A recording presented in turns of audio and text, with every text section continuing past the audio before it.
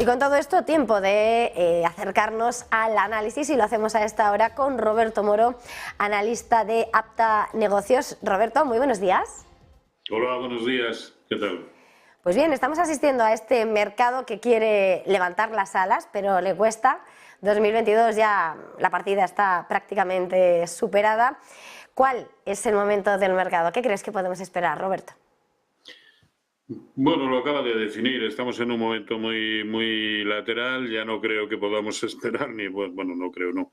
Estoy seguro que no va a haber rally de Navidad. Yo creo que hemos tenido rally más que suficiente a partir de octubre y que nos encontramos en un interín en el que el mercado, o yo, no sé muy bien si esto va para arriba o para abajo.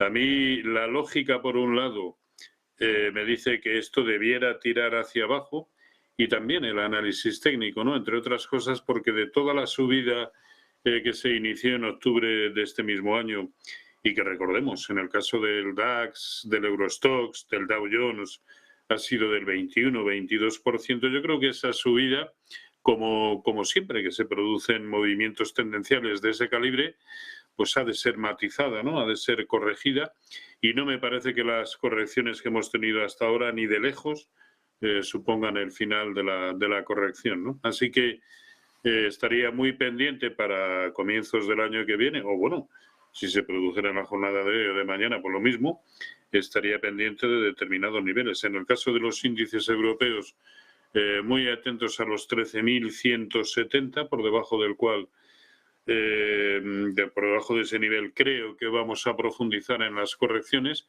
y de hecho me parece el escenario más probable. Y en el caso del mercado americano estaría muy pendiente de los 10.450 del Nasdaq 100. Creo que esos son los dos factores clave a corto plazo en el mercado. Mirando a corto plazo en el mercado o a medio plazo, quería preguntarte por el sector turístico en un momento, pero antes quiero hacerme eco de una última hora que nos llega por parte de Roma, de la primera ministra, el primer ministro, como quiere llamarse, del gobierno italiano, Giorgia Meloni, que acaba de señalar que los casos de coronavirus en Italia están bajo control. Asegura que las primeras pruebas de coronavirus secuenciadas muestran que son variantes conocidas, y 15 casos en total son variantes de Omicron, lo que hasta ahora ha sido esa cepa más extendida y la última en la que se daba respuesta con esas vacunas desarrolladas por las farmacéuticas. Meloni acaba de señalar que las pruebas de coronavirus obligatorias de Italia para los viajeros procedentes de China corren el riesgo de no ser efectivas a menos que se siga a nivel de la Unión Europea. Recordemos que Italia ha sido el primero en dar una respuesta a esa decisión de China de darse a la reapertura, de rebajar esa política de cero COVID y de dar esos visados después de 3 años de aislamiento autoimpuesto y con una población que está prácticamente sin vacunar. Italia ha introducido esa obligatoriedad de una prueba rápida de COVID-19 para todos los pasajeros que llegan al país desde China, según informaba el Ministerio de Salud, y es una nueva medida que también se aplica a los pasajeros en tránsito. No hay que olvidar que Italia fue la primera que recibió el fuerte golpe de la llegada del coronavirus al inicio de la pandemia. Es la última hora que llega de Roma, es la última hora de este país que está poniendo ya en voz la necesidad de una respuesta, de una prevención a nivel europeo para tratar de que tenga efecto, dado la rapidez con la que se expande este virus, y como de momento no hay ninguna variante de esa coronavirus, de ese Omicron, que hayan identificado en las primeras pruebas secuenciadas y analizadas. Roberto, precisamente es por lo que te quería preguntar. Hoy estamos viendo, en concreto en el IBEX 35, cómo las turísticas caen. Estamos viendo también cómo el petróleo hoy registra fuertes caídas. La reapertura de China era una de las grandes esperanzas, pero la falta de control sobre el coronavirus y el número de casos parece que quiere aguar la fiesta. En este contexto, quería preguntarte precisamente sobre estas dos cuestiones, el sector turístico y el petróleo, por partes. No sé si mirando a IAG, Amelia, o cómo lo ves. Sí, bueno, IAG recientemente ha transmitido una mala señal, porque primero ha claudicado ante una resistencia importante, la zona de 1,60, y sobre todo más que aparente lateral que había montado desde 1,50 ya lo ha roto.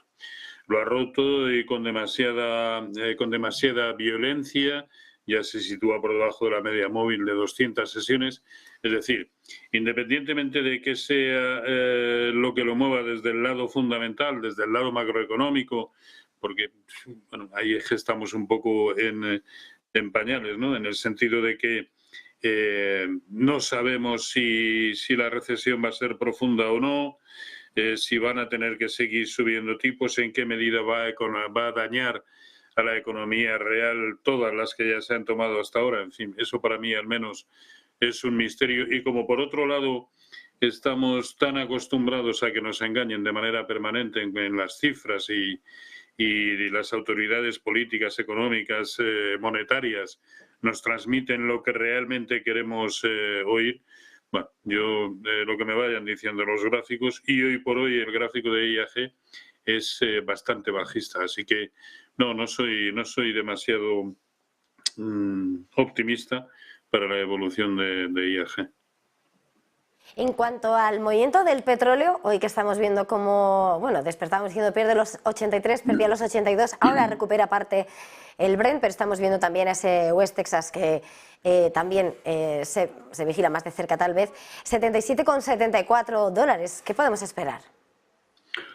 Desde la zona de 125 viene cayendo con máximos y mínimos relativos decrecientes y así se cae. Y además el problema añadido es que en la zona de 93,60 nos ha dejado un doble techo que ya rompió a la baja al irse por debajo de 82. Y a mí todo esto, pese al fuerte rebote que hemos tenido hasta hace 3 jornadas, a mí me parece que esto tiene toda la pinta de seguir cayendo. Sobre todo por una cuestión, y es que de toda la subida que se inició en diciembre del año pasado en la zona de 62 y que en poco más de mes y medio, 2 meses, lo llevó a duplicar su precio, puesto que hizo máximos en 133.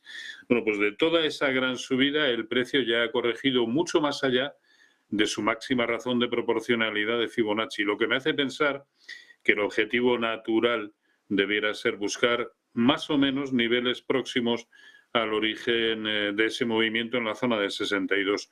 Técnicamente sigue transmitiendo en el medio plazo toda la sensación de querer ser bajista, más allá de que lleguemos o de que volvamos a tener problemas, bien sea de demanda, bien de oferta.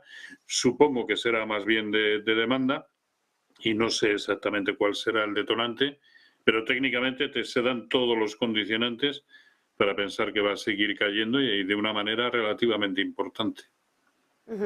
En este contexto y mirando a protagonistas del momento, quería preguntarte, uno de los titulares del día llega a Goldman Sachs, tenemos que mirar al mercado americano, y quería preguntarte en un momento en el que es verdad que en España, en Europa, hemos visto cómo los bancos se han visto fortalecidos a priori en sus cotizaciones por esa normalización de la política monetaria, pero también las perspectivas sobre el escenario recesivo y de consumo pueden hacer su mella. Hemos escuchado esta mañana, según recogen los medios americanos, cómo Goldman Sachs está a punto de introducir una fuerte reestructuración a la entidad, precisamente por lo que pueda venir. Más allá de esas noticias que giran, pero es protagonista del día, me gustaría preguntarte, entre esos grandes bancos americanos, ¿cuál es tu valoración, cuál es tu título favorito o Goldman Sachs, qué te puede parecer? No, lo ha dicho usted muy bien, en el sentido de que si bien por un lado las subidas de tipos de interés, las que hemos tenido y las que vamos a tener, benefician en buena lógica a la banca, empieza a llegar un momento en el que si el consumo se ve muy deteriorado y por lo tanto la capacidad adquisitiva de los inversores y en definitiva un muy difícil acceso al crédito, recordemos que ese es su escenario natural, ¿no? Su actividad natural, la de los préstamos. Y en este contexto en el que estamos, más las subidas que se avecinan, lógicamente las perspectivas no debieran ser buenas. El propio Goldman Sachs en su evolución es una de las muestras, ¿no? Ya está en el 50% de caída de todo lo que fue la última gran subida cuando comenzaron las subidas fuertes en la zona de 287, ¿no? Y si pierde la zona de 338, pues como poco nos vamos a ir a la zona de 320. Es decir, ahora mismo todo lo que en su momento era esplendoroso, hasta hace un mes aproximadamente, pues se ha tornado de otra manera. No hay más que verlo también en la propia evolución del índice sectorial bancario europeo. Aquí lo tenemos, este es el gráfico, y pensemos que aunque acaba de superar una resistencia con la que no había podido en todo el año, sigue teniendo, estructuralmente hablando, porque en el gráfico se va a ver cuál es el gráfico real del sector bancario. Es este. Es decir, el DAX no hace nada, estaba a comienzos de año estaba en sus máximos históricos y desde octubre ha corregido el 0,618 precisamente de toda esa caída. Ha hecho lo propio el Eurostoxx y el CAC 40. En ese interín, ¿qué es lo que ha hecho el índice sectorial bancario europeo? A duras penas buscar el 50%, pero solo de la caída desde comienzos de año. Es decir, estructuralmente sigue muy dañado. Yo no... ¿que puede tener aún un rebote que lo lleve a buscar la zona de 100? Sí. Y estamos hablando, por lo tanto, de una subida en el entorno de un 4%. ¿Eso es recorrido lo suficientemente ambicioso como para recuperar la confianza en el sector bancario? A mi entender, no.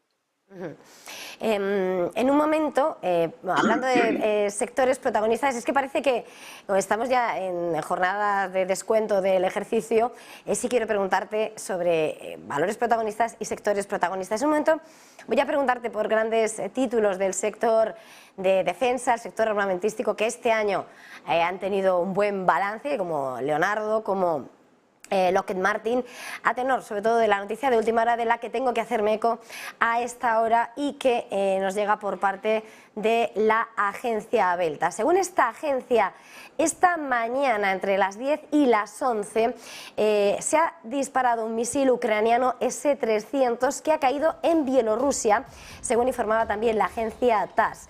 Desde el territorio de Ucrania se ha registrado, dice en esa agencia, la caída de un misil ucraniano del complejo S-300 sobre territorio bielorruso. El jefe de Estado ha sido informado de inmediato sobre el incidente y un grupo de especialistas de entre los empleados de la Comisión de Investigación y el Ministerio de Defensa están estableciendo las causas de la caída y investigando efectivamente lo que ha sido toda la trayectoria.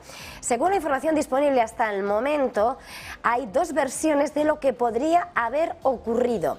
El vuelo de un cohete hacia el territorio de Bielorrusia podría haber sido similar al incidente reciente en Polonia, cuando el cohete voló en la dirección equivocada y cayó en esa frontera del este cercana con Ucrania. También, según esas versiones, la segunda habría sido como el misil fue derribado como resultado de la operación de los sistemas de defensa aérea de Bielorrusia. Según informan la agencia Belta, no hay bajas registradas tras este impacto y los especialistas del Comité de Investigación, el Ministerio de Interior y la región de Moscú están trabajando en el lugar de los hechos y, como señalamos, no ha habido víctimas en el momento, según la información disponible. Volviendo al análisis, volviendo al mercado y muy pendientes, por supuesto, de lo que pasa en el mundo, ese escenario geopolítico, cómo el mundo se está rearmando desde que Rusia comenzase la invasión de Ucrania el pasado 24 de febrero, hemos visto como en 2022 ha habido sectores protagonistas y hemos visto el despegue de grandes compañías vinculadas al sector de la defensa y al sector aeroespacial. Hemos visto nombres como Lockheed Martin, como Leonardo, como General Dynamics, avanzando y anotándose revalorizaciones en bolsa. Roberto, mirando precisamente a ese sector de defensa y aeroespacial, algunos de esos títulos que vigiles o que consideres el recorrido que podemos esperar y qué expectación puede despertar ahora mismo sus gráficos cuando no parece que se diluya ese escenario bélico en la vieja Europa, pero eso sí, en el que hemos visto también cómo se ha tratado de frenar la escalada de forma continuada.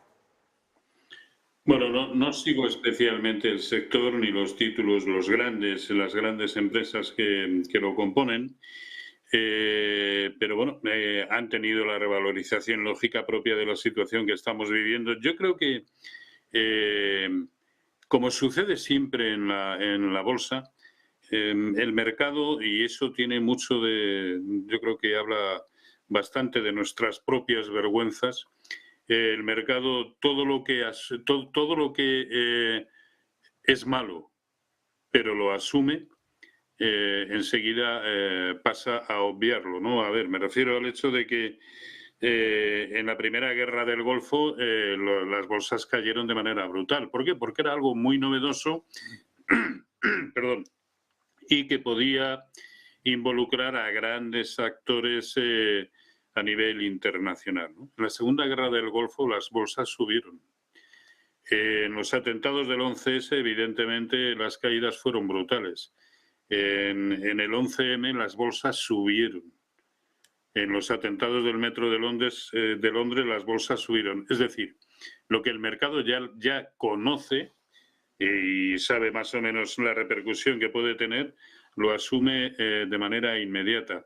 O, yo qué sé, seguro que si tenemos otra pandemia similar, no voy a decir, y ojalá no se produzca, por supuesto, otra pandemia similar, el mercado no lo va a asumir con el dramatismo con que lo hizo en enero, febrero de 2020. Por eso, y por eso decía que esto también habla mucho de las miserias humanas, ¿no?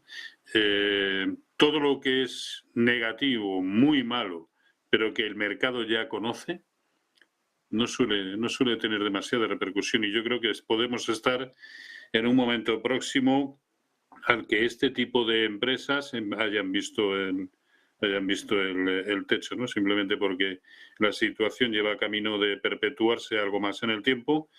Y no creo que vaya a suceder nada extraordinario que no hayamos visto ya. Pues antes de despedirnos, Roberto, sí que querría que me pusieras sobre la mesa algunas opciones donde verías que podemos buscar refugio o buscar una rentabilidad para este corto plazo. A ver, yo con el escenario que manejo, que es un escenario de prosecución de las caídas, o al menos de corregir gran parte de las subidas que ha habido desde octubre, me parece más propio esperar a la pérdida de esos niveles que hemos comentado al principio para abrir cortos en los índices, pero también en algunos títulos, ¿no? Apple está dando una señal magnífica de entrada en cortos. Tesla, con todo lo que lleva caído, también sigue teniendo mala pinta. Zscaler, Aurora Cannabis, y no sé exactamente cuál es el motivo, pero desde luego tiene pinta de seguir cayendo. Palantir, General Motors. Yo creo que las oportunidades están en el lado corto que en el largo. ¿Que va a haber títulos que sean capaces de sustraerse a esta situación, sobre todo si la situación no es en ningún momento dramática? Pues sí. Merck, por ejemplo, en el mercado americano, Salesforce, a lo mejor Ferrovial en el mercado español, Deutsche Post, Heidelberg Cement, pero ya digo que veo muchas más oportunidades en cualquier mercado, no solo en el americano, desde el lado corto que en el largo. Pues muchísimas gracias por este tiempo de análisis, Roberto Moro, analista de Apta Negocios. Ha sido un verdadero placer, si no hablamos antes. Feliz jornada, feliz negocio, feliz 2023. Pues igualmente para usted, para todo el equipo y para toda su audiencia. Un abrazo. Chao.